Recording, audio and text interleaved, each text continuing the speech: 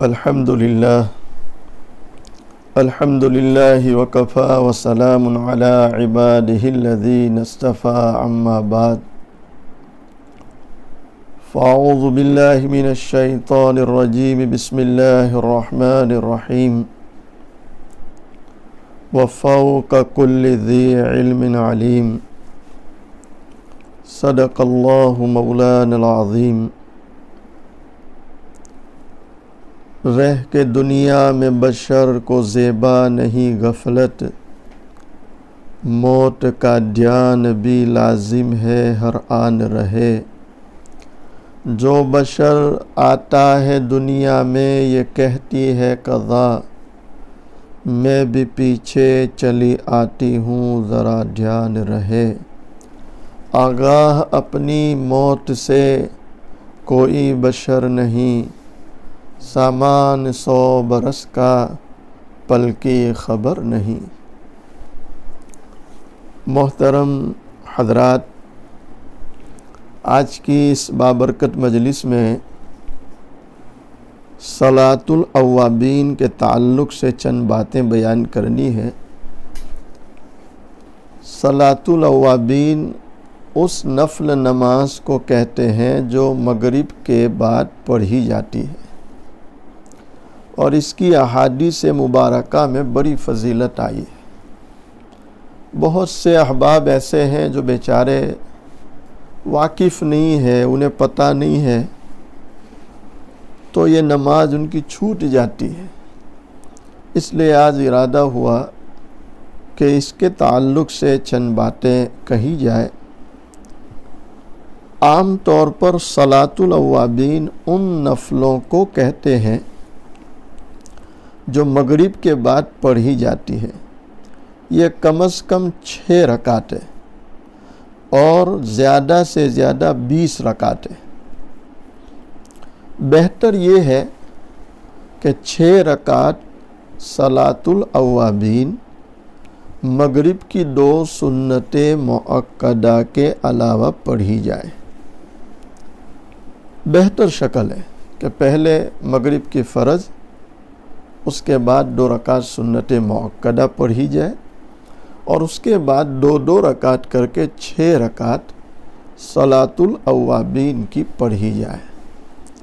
تاہم اگر وقت کم ہو تو سنت مؤکدہ سمیت 6 پوری کر لی جائیں، تب بھی انشاءاللہ اس نماز کی فضیلت حاصل ہو جائے گی۔ کسی کے پاس وقت نہیں ہے، وقت کی قلت ہے، تو 2 رکعت سنت مؤکدہ تو پڑھتے ہی ہے، اور اس کے بعد کئی لوگوں کا 2 رکعت نفل کا بھی اہتمام ہوتا ہے، تو اور 2 رکعت نفل پڑھ لیں تو سنت مؤکدہ کے ساتھ یہ 6 رکعت ہو جائے گی۔ اللہ تعالیٰ کی ذات سے امید ہے اللہ ضرور ہمیں صلاۃ الاوابین کی فضیلت سے نوازے گا۔ جیسے ہمارے حضرت شاہ وصی اللہ الہ آبادی رحمۃ اللہ علیہ رحمت واسعہ فرمایا کرتے تھے کہ بھائی عشاء کے بعد ہی 2 رکعت پڑھ لو تہجد کی نیت سے، تاکہ تہجد کی فضیلت مل جائے۔ اب اگر تہجد میں اٹھنا نصیب ہوا الحمدللہ، نہیں اٹھ سکے تو عشاء بعد 2 رکعت تہجد کی نیت سے پڑھی ہے تو اللہ تہجد کا اجر ضرور دے گا۔ ایسے یہاں بھی ہے کہ بہتر تو ہے سنت کے علاوہ پڑھی جائے، لیکن اگر کوئی 2 سنت کو ملا کر بھی 6 کرتا ہے تب بھی اس کو یہ فضیلت ہو جائے گی۔ ہمارے حضرت باڑھا فرماتے ہیں صاحب وصی اللہ الہ آبادی رحمۃ اللہ علیہ کہ آدمی کا یہ مزاج اور طبیعت نہیں ہونی چاہیے کہ کھائیں گے تو گھی سے، کھائیں گے تو گھی سے، ورنہ جائیں گے جی سے۔ تو ایسا نہیں ہونا چاہیے، جیسا موقع ہو سہولت ہو ہمیں ان چیزوں پر عمل کرنا چاہیے تاکہ ہمیں فضیلتیں مل جائیں۔ اب آپ سوچیں کہ حدیث شریف میں اس نماز کی کتنی فضیلت آئی۔ حضرت ابو ہریرہ رضی اللہ تعالی عنہ سے روایت ہے کہ حضرت صلی اللہ علیہ وسلم نے ارشاد فرمایا، جو شخص مغرب کے بعد 6 رکعتیں اس طرح پڑھے کہ ان کے درمیان کوئی بری بات زبان سے نہ نکالے، تو یہ 6 رکعت اس کے لیے 12 سال کی عبادت کے برابر شمار ہوں گی۔ آپ اندازہ لگائیں کہ مغرب کے بعد کی یہ 6 رکعت 12 سال کے برابر عبادت کا اجر ہے۔ کتنی بڑی فضیلت ہے، اللہ ہمیں اس کو حاصل کرنے کی توفیق عطا فرمائے۔ جس شخص نے سیدہ ام عائشہ رضی اللہ تعالی عنہا نے بھی بڑی فضیلت بیان کی۔ سیدہ ام عائشہ رضی اللہ تعالی عنہا بیان کرتی ہے، جس شخص نے مغرب کے بعد 20 رکعت پڑھی، اللہ تعالیٰ اس کے لیے جنت میں ایک گھر بنا دے گا۔ اللہ اکبر۔ علماء امت اور بزرگان دین نے اس نماز کا بڑا اہتمام فرمایا ہے۔ اللہ تعالیٰ ہم سب کو بھی اس کی توفیق عطا فرمائے، آمین یا رب العالمین۔ اس وقت جو ہے مغرب کے بعد چونکہ یہ نوافل پڑھی جاتی ہے، ہو سکے تو دعاؤں کا بھی اہتمام کرنا چاہیے، اور دعا کے تعلق سے میں بارہا کہتا ہی رہتا ہوں کہ اللہ تعالیٰ کو دعائیں مانگنا بہت پسند ہے، اللہ کے سامنے ہاتھ پھیلانا اللہ کو بہت پسند ہے، بلکہ جب کوئی بندہ یا بندی بارگاہ الہی میں ہاتھ پھیلائے اور اللہ سے سوال کرے تو اللہ تعالیٰ فرشتوں پر فخر فرماتے ہیں، اے میرے فرشتوں دیکھو، یہ میرا بندہ ہے، میری بندی ہے، جس کا مجھ پر ایمان ہے اور میری ذات سے، میرے خزانوں سے ملنے کا اس کو یقین ہے، اور اسی لیے اس نے میرے سامنے ہاتھ پھیلائے۔ تو اللہ ہمیں اپنی ہر ضرورت اس مالک الملک احکم الحاکمین سے مانگنے کی توفیق عطا فرمائیں۔ اس مناسبت سے میں کچھ دعائیہ اشعار آپ کے خدمت میں پیش کرتا ہوں، انشاءاللہ اس سے بھی آپ کو بڑی تائید ملے گی اور بڑا سہارا ملے گا، اور دلوں کو نرم کرنے والے اور آنکھوں سے آنسو بہانے والے یہ اشعار ہے۔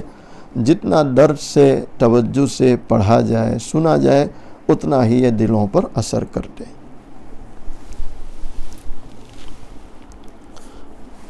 اپنی آنکھوں کو بند کر لیں، گردنوں کو جھکا لیں، سوچے اللہ کے سامنے بیٹھا ہوں، اللہ کو دیکھ رہا ہوں، اور اگر میں اللہ کو نہیں دیکھتا، میرا اللہ تو مجھے دیکھ رہا ہے۔ نبی علیہ السلام کا فرمان ہے، جب کوئی اللہ کا بندہ، اللہ کی بندی اللہ کی محبت میں ایک آنسو بہائے، اللہ تعالیٰ سارے گناہوں کو معاف کر دیا کرتے۔ دعاؤں میں رونے کی کوشش کرنی چاہیے، آنسو بہانے کی کوشش کرنی چاہیے۔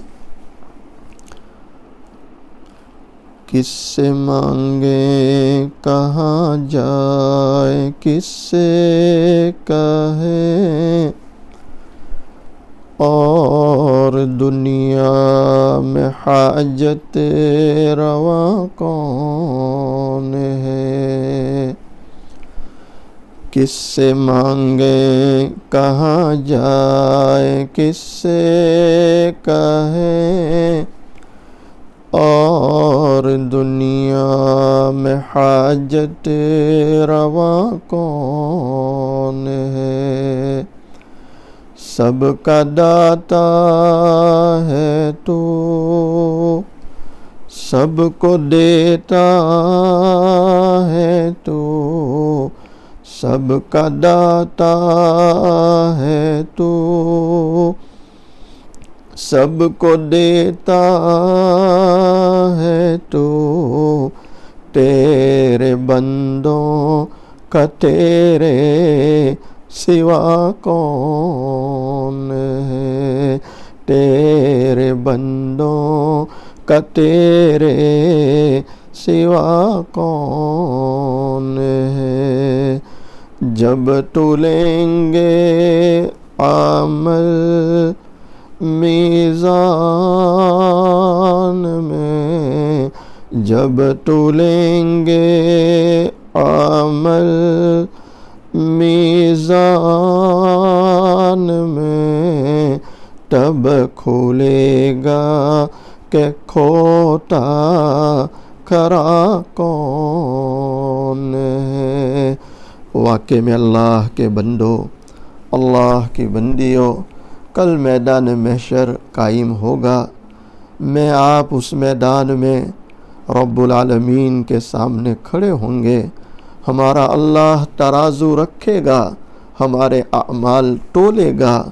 ہم میں سے کوئی نہیں جانتا ہے نیکیوں کا پلہ جھکنے والا ہے یا گناہوں کا پلہ جھکنے والا ہے۔ آج موقع ہے، اللہ کے سامنے ہاتھ پھیلائیں، دو چار آنسو بہائیں تاکہ آسمان والے کو رحم آ جائے۔ جب تولیں گے عمل میزان میں، جب تولیں گے عمل میزان میں، تب کھولے گا کہ کھوتا کھرا کون ہے۔ رب العالمین سے دعا کرتے ہیں اللہ ہم سب کے حق میں خیر کا معاملہ فرماوے، عافیت کا، آسانی کا معاملہ فرماوے، اپنے فضل کا معاملہ فرمائے، اور جب بھی موت کا وقت آئے اللہ ایمان کے ساتھ، کلمے کے ساتھ، اپنی رضا والی روزے کی حالت میں، رمضان کی یا جمعہ کے دن کی یا مدینۃ المنورہ کی پیاری اور مبارک موت عطا فرمائے، اور اللہ اپنے حفظ و امان میں رکھے، ہر قسم کے حالات، پریشانیوں سے اور مصیبتوں اور ذلتیوں سے اللہ ہماری اور امت کی حفاظت فرمائے۔ کیا فائدہ فکر بیش و کم سے ہوگا؟ ہم کیا ہے جو ہم سے کوئی کام ہوگا؟ جو کچھ ہوا ہوا تیرے کرم سے، جو کچھ ہوگا تیرے کرم سے ہوگا، یعنی اللہ کے کرم سے ہوگا۔ وآخر دعوانا ان الحمد للہ رب العالمین۔